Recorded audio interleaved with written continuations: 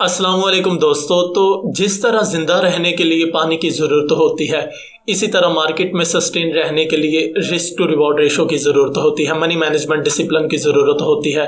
तो आज मैं आपको वेलकम करता हूं रिस्क मैनेजमेंट के लेक्चर्स 2 में। कल मैंने आपको इंट्रोडक्शन दिया था और कुछ उसके एडवांटेज और डिसएडवांटेज भी बताए थे, लेकिन आज मैं आपको ब्रीफली बताऊंगा कि आप कैसे इस्तेमाल करेंगे मनी मैनेजमेंट डिसिप्लिन को। हर एक पैटर्न होता है मार्केट में। मानो कि कोई बाय कर रहा है, कोई सेल कर रहा है। अब हमेशा दुआ के ऊपर तो नहीं ना हम रह सकते। फॉर एग्जांपल, एक शख्स बाय करके दुआ कर रहा है, एक सेल करके दुआ कर रहा है, एक ने सेल का ऑर्डर लगाया हुआ है, एक ने बाय का ऑर्डर लगाया और दोनों दुआ कर रहे हैं, तो मार्केट किसके डायरेक्शन में जाएगी? तो हमेशा दुआ तो नहीं ना चलेगी। तो पता चला कि रिस्क टू रिवॉर्ड रेशो या मनी मैनेजमेंट डिसिप्लिन ही है जो हमें बचाएगा। इसके अलावा मार्केट में हम लॉस ही करेंगे। मैंने देखा हुआ है तकरीबन लोग मनी मैनेजमेंट नहीं करते, रिस्क टू रिवॉर्ड रेशो नहीं करते और एक सिंगल ट्रेड में वो अपना अकाउंट जो है वो वॉश कर लेते हैं। मैं आपको बताऊंगा कि आपके अकाउंट का साइज़ कितना होना चाहिए। आप इनिशियल स्टेज के ऊपर भी हो, बिगिनर लेवल के ऊपर भी हो, तो आपके पास कितना कैपिटल होना चाहिए और उस कैपिटल का कितने परसेंट आपने इस्तेमाल करना है, पर ट्रेड में आपका कितने परसेंट इस्तेमाल होना चाहिए, आपको कितना लॉस करना चाहिए। ये हमारे माइंड में बात नहीं होती। लोग, आप देखेंगे, अगर कोई रियल स्टेट में काम कर रहा है या कोई और काम करता है इसके अलावा, तो उसके माइंड में कोई चीज़ सेट होती है कि मैं इस हद तक लॉस कर सकता हूँ, इस हद तक प्रॉफिट कर सकता हूँ। वो जो स्पेंड कर रहा है उसको वो भी पता होता है। लेकिन ट्रेडिंग में हमने ऐसे लोग देखे, हमारा सामना हुआ है कि लोग 1:40 का कंसेप्ट इस्तेमाल कर रहे होते हैं। ₹1 वो कमाने की खातर ₹40 दाव पर लगा रहे होते हैं, ₹40 वो लॉस करने को तैयार होते हैं। इसकी सबसे बड़ी एग्जांपल यही है कि अगर आप ट्रेडर हैं तो फिर आपकी ये एक्सपीरियंस में चीज़ गुजरी होगी। अगर आप नहीं तो मार्केट में आ रहे हैं तो फिर भी आप इंशाल्लाह ये चीज़ देखोगे कैसे कि हमारी जो ट्रेड होती है ना प्रॉफिट वाली, वो हम जल्द ही क्लोज कर लेते हैं। फॉर एग्जांपल, हमें $10, $20, $50 प्रॉफिट हुआ, हमने फिर फौरन उसको क्लोज कर लिया। लेकिन दूसरी तरफ अगर हमारा अकाउंट लॉस में चल रहा है, हमारी ट्रेड नेगेटिव रन कर रही है, तो वो उसको हम क्लोज नहीं करते, वो $500, $1000 तक भी चली जाती है। इसलिए मैंने कहा कि हमें बहुत से केस देखने को मिले जिसमें लोग just only in single trade में वो अपना अकाउंट वॉश आउट कर रहे हैं। तो इस चीज़ से बचना है। तो जब तक आप रिस्क मैनेजमेंट को फॉलो नहीं करेंगे, इसके पैटर्न को फॉलो नहीं करेंगे, तो फिर आपको ट्रेडिंग में डिसिप्लिन नहीं आएगा, आप अकाउंट को मैनेज ही नहीं कर पाएंगे, आप अपना कैपिटल लॉस कर बैठेंगे। कल मैंने बात की थी और दोस्तों ने पूछा भी था कि 1:2, 1:3, 3:4 या 4:7 का क्या मतलब है, इसका क्या पैटर्न है। तो सिंपल इसका इंटरप्रिटेशन मैं आपको बताता हूँ। 1:2 का हम कंसेप्ट इस्तेमाल करते हैं। इसका मतलब है कि ₹1 हम लॉस करने के लिए तैयार हैं और ₹2 हम कमाने के लिए तैयार हैं। हमेशा याद रखना, आपका टेक प्रॉफिट आपके स्टॉप लॉस से डबल होना चाहिए। मेरे कहने का मतलब है कि आपका स्टॉप लॉस कभी भी आपके टेक प्रॉफिट से डबल नहीं होना चाहिए। हमेशा आपका प्रॉफिट वाला जो टारगेट है वो आपके स्टॉप लॉस से डबल होना चाहिए। अगर आप ऐसा करेंगे, फॉर एग्जांपल, आपका स्टॉप लॉस डबल है आपके टेक प्रॉफिट से, फॉर एग्जांपल ₹2 आप प्रॉफिट करना चाह रहे हो और ₹4 आप लॉस करना चाह रहे हो, तो देखोगे एट लास्ट या एट द एंड आपका अकाउंट नेगेटिव में रन कर रहा होगा।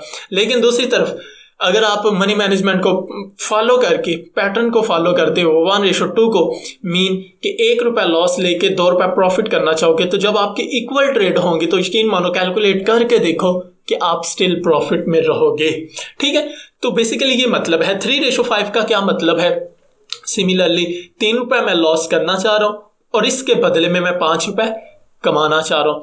मैंने ट्रेड एक ले लिया, मैंने 3:5 का कंसेप्ट इस्तेमाल किया, इस पैटर्न को इस्तेमाल किया। मैं कह रहा हूँ ठीक है, ₹3 का टारगेट जो है वो मेरा लॉस है, इससे ज़्यादा मुझे लॉस नहीं होना चाहिए इस एक ट्रेड में जो मैं ले रहा हूँ। और दूसरी तरफ मैंने जो टारगेट सेट किया प्रॉफिट वाला, वो 5 किया कि अगर मेरा टेक प्रॉफिट हिट होता है तो मुझे ₹5 आने चाहिए। ठीक है, 1:3 का भी लोग कंसेप्ट इस्तेमाल करते हैं, ₹1 लॉस लेके ₹3 का प्रॉफिट गेन करना चाहिए। ये सारी की सारी चीज़ें तभी पॉसिबल होती हैं जब आप मार्केट में टाइम स्पेंड करते हो, आपको पता चलना स्टार्ट हो जाता है। और जब आप ह्यूज प्रॉफिट करोगे ना, तो उस वक्त आप अपना टारगेट भी सेट नहीं किया करोगे, मीन के जस्ट ओनली टेक प्रॉफिट वाला, यानी कि वो आप ओपन ही रहने दोगे। लेकिन ये एक्सपीरियंस की बात है, ये जब आप अच्छा खासा प्रैक्टिकल कर लोगे, आपकी ग्रिप हो जाएगी मार्केट में, तब ये करना है, उससे पहले नहीं करना। ठीक है, स्टॉप लॉस आपने डिसाइड कर लेना है और टेक प्रॉफिट को रन करने देना, लेकिन उससे पहले ये पैटर्न इस्तेमाल। इसी तरह 4:7 का क्या मतलब है, 4 रुपए मैं लॉस करना चाह रहा हूँ, 7 रुपए मैं कमाना चाह रहा हूँ। तो ये सारे के सारे पैटर्न आपकी ट्रेड की तरफ ही रहनुमाई देते हैं कि आपने कैसे ट्रेड करनी है। फिर मैं एक जुमला रिवाइज करवा दूं, एक बात रिवाइज करवा दूं कि कभी भी आपका स्टॉप लॉस आपके टेक प्रॉफिट से डबल नहीं होना चाहिए, हमेशा उससे हाफ होना चाहिए। जिस तरह मैंने अभी एग्जांपल दी 1:2 का क्या मतलब है कि 1 रुपए मैं लॉस करना चाह रहा हूँ, 2 रुपए मैं कमाना चाह रहा हूँ।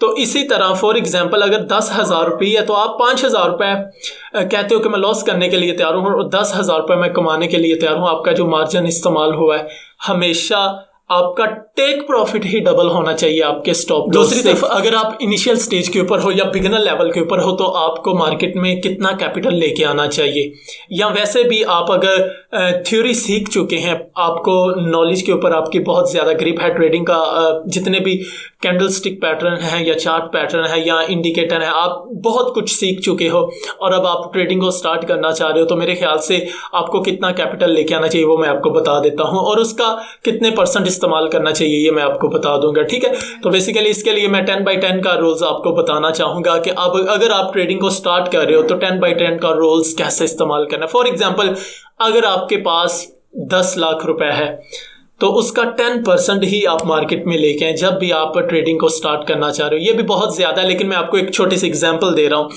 फॉर एग्जाम्पल अगर आपके पास 10 लाख रुपए ना तो उसका 10% मेरे ख्याल से 1 लाख रुपए बन रहा है, तो आप 1 लाख रुपए से ट्रेडिंग को स्टार्ट करें। अब दूसरा रूल 10/10 का वो क्या है कि आप कंटिन्यूसली 10 to 20 वीक्स आप मुसलसल प्रैक्टिस करें, प्रॉफिट में रहें। ठीक है, आप डेमो ट्रेडिंग करके आए हैं, फर्स्ट तो वही स्टार्ट करना चाहिए, लेकिन उसके बाद का ये प्रोसीजर बता रहा हूँ कि डेमो ट्रेडिंग करने के बाद भी आपको कम अज कम 10 to 20 वीक्स कंटिन्यूसली या तो प्रॉफिट करना है या अपने अकाउंट को बचाना है। ठीक है, बचा के रखना है। चलिए ठीक है, नो प्रॉफिट नो लॉस ये भी चलेगा। मैं देखना ये चाह रहा हूं, मैं आपको कह लें कि इस पॉइंट के ऊपर देखना चाह रहा हूं कि अगर आप अपने अकाउंट को सस्टेन कर पाते हैं तो वाकई ही आप एक सक्सेसफुल ट्रेडर बनेंगे। अगर आप अपने अकाउंट को बचा नहीं पाएंगे तो यकीन मानो कि इसमें कुछ ना कुछ लॉजिक तो ज़रूर होगा आपके पीछे, और उसका 90% जो मेन लॉजिक होगा वो रिस्क मैनेजमेंट की खिलाफ वर्जी होगी, मनी मैनेजमेंट डिसिप्लिन नहीं होगा। तो क्या मेरे कहने का मतलब है जस्ट ओनली 10% को ही लेके आना है मार्केट के अंदर। और सेकंड पॉइंट कि आपने 10 to 20 वीक्स कंटिन्यूसली आपने या तो प्रॉफिट में रहना है या फिर लॉस करके भी आप प्रॉफिट में रहें, या फिर at the end no profit no loss भी चलेगा, लेकिन अकाउंट को आपने बचा के दिखाना है। ठीक है, तो पर ट्रेड आपका कितना कैपिटल इस्तेमाल होना चाहिए। वैसे आप कम से कम एक ट्रेड में 2 से 3% लॉस ना करें, 3% तक मैक्सिमम लॉस कर लें। मेरे कहने का मतलब है कि अगर आपके पास 1 लाख रुपए है तो उसका 3,000 आप पर डे में लॉस कर लें।